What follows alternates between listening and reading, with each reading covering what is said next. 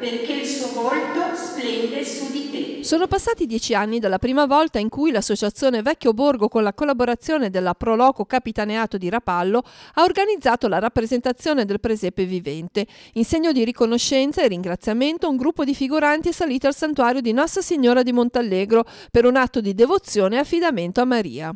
Visto che quest'anno incorre il 10° anniversario di quando è nata l'idea di realizzare un presepio vivente nella città di Rapallo, che abitualmente viene fatto prima del Santo Natale, allora gentilmente Don Gianluca ci ha dato la possibilità di proporre questo evento prima dell'Epifania qui nel santuario di Montallegro. È organizzato dall'associazione Vecchio Borgo in collaborazione con l'associazione Pro Loco Capitaneato di Rapallo. La rappresentazione, avvenuta nell'imminenza della solennità dell'Epifania, ha riproposto in sintesi l'evento che si rinnova da 10 anni in centro città, dove Gesù Bambino viene accolto su un tradizionale gozzo. I figuranti indossavano gli abiti creati dagli allievi dell'Istituto Duchessa di Galliera di Genova. L'Istituto Duchessa di Galliera ha voluto donare in occasione di questo decennale gli abiti realizzati dalle nostre ragazze nei nostri laboratori.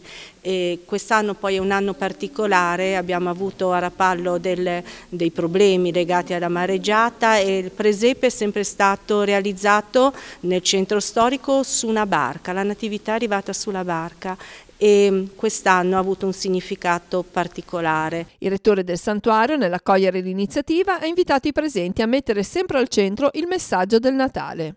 Il messaggio di tutti i Natali è: Dio si fa vicino, Dio ci viene incontro, Dio si fa bambino, Dio si fa vedere, si fa toccare, entra dentro la nostra storia.